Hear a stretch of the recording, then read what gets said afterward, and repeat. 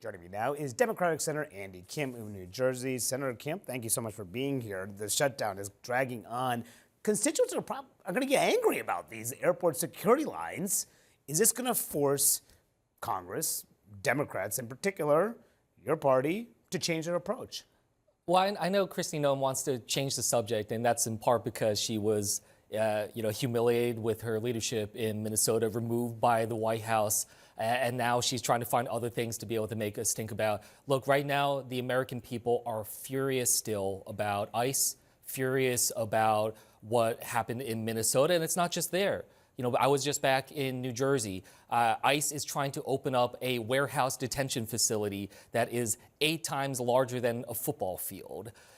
This is something that's in a Republican town that voted for Trump, and they called me, brought me in, and said, save our town, help us save our town. They don't want this there. They are furious at the Trump administration. Nobody. So it sounds like no, Democrats won't change their approach. Well, because we need to be responsive to what the American people are concerned about. And right now, the Trump administration is hoping that the American people are going to move on from what happened in Minnesota, not worry about that anymore. And they need to hear loud and clear that that is not happening, that the American people are still furious about the killing of American citizens in our streets.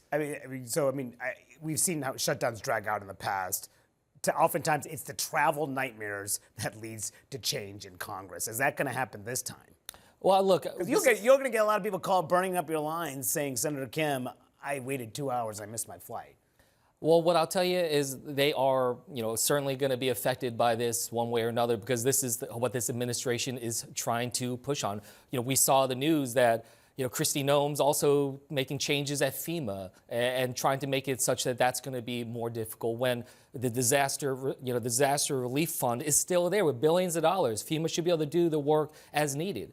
And this is something where Kristi Noem, if we remember, she actually said she wants to eliminate FEMA. She wants to abolish FEMA. And now she's pretending like she's been its biggest champion. So this administration is trying to weaponize our government, trying to make things intentionally more difficult for the American people as political leverage. And the American people see that. And you think this is going to drag on for some time? Well, it's only going to drag on if the White House continues to hold back on engaging in negotiations. That was the whole purpose of this, was to have negotiations, serious negotiations, and that is what the American people want to see. They want to see real change when it comes to ICE on the streets. They don't want these roving patrols.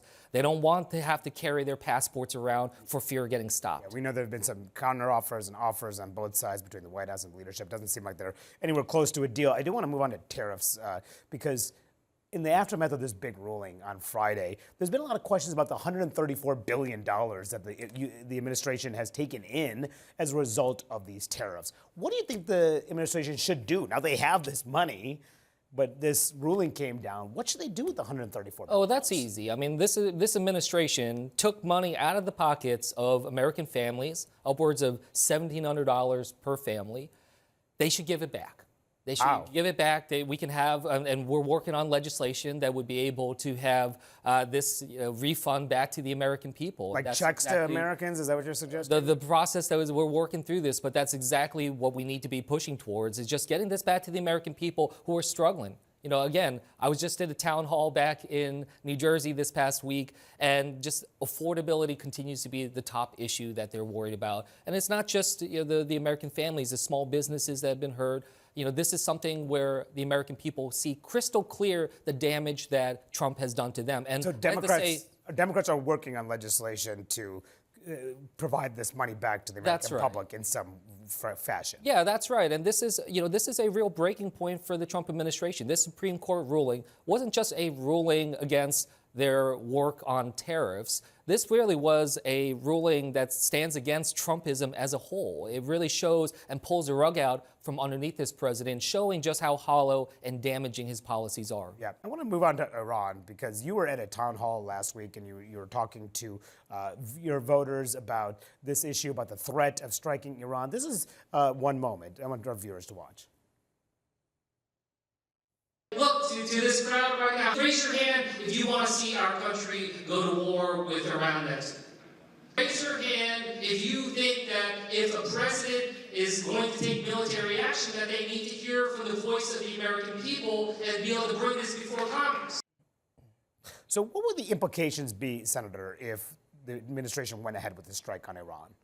Well, first of all, it'd be unconstitutional. It'd be against what our Constitution lays out in terms of the powers that Congress has alone.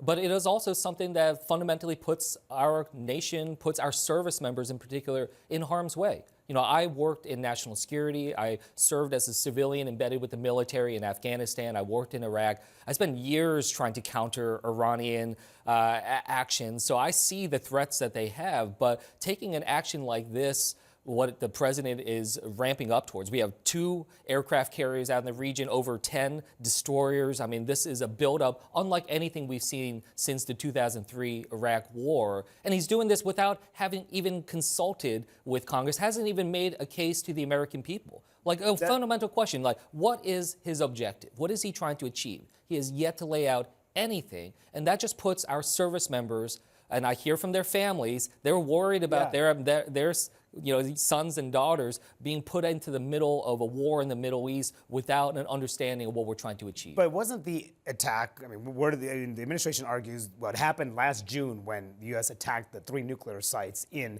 Iran, they said they were successful. They set back the nuclear program of Iran. Was that a successful attack? Well, look, they said that was successful, set them back years, and now what? We're right back in it a couple months later. They're thinking about something even more significant, a sustained military action. And the idea that we could get pulled into this, for what purpose are we looking to do? Or is it trying to do regime change? You know, especially after what we saw with Maduro. But setting into motion that could very well take actions, for instance, like allowing the IRGC Quds Force to then come into power and seize control of the country. This is a situation where there are many possibilities that could be even worse than what we are experiencing now. And the signaling to these protesters, what if they go back into the street and likely get massacred again? What does that say about American credibility? We saw this in 1991 in Iraq when the president back then encourage some uprisings. This is something that isn't going to play out well, and it's again going to put our service members in harm's way. I do want to ask about Tuesday, the State of the Union address. There are a lot of Democrats skipping this address. Are you going to skip it? I'm going to be there at the Capitol. I'm going to, here's what I'll say. Well, can I just ask you before you say that, because we've seen theatrics, we've seen heckling, we've seen last year Al Green, the congressman from Texas, went down the aisle and was taunting Trump over Medicaid cuts. He was escorted out. We've seen people, Democrats last year, they had signs heckling Trump. Should Democrats do that this year? Should they heckle him?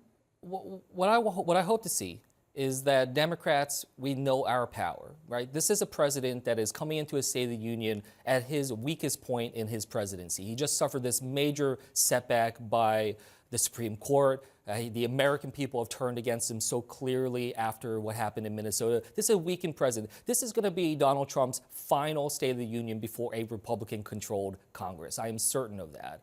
And we need to show, and the Democratic Party, that we understand what it means to be able to take control of power in Congress. So no outbursts, no outbursts. I just want us to show the seriousness of what we're trying to do, and not just what we're opposed to with Trump, but that we're going to have our own agenda. We're going to be positive in terms of what we're showing the American people, especially on the issues of affordability, which is top of mind. So whatever we do, I don't think everyone has to be at the Capitol. As long as we are all using every tool in our toolbox to get the message out about the lies that he's going to say at the State of the Union, as well as what our message is, and all the focus is on winning in November, taking back control, and having a very different State of the Union next year that shows the Democratic Party moving forward against this dangers and damages of Trump.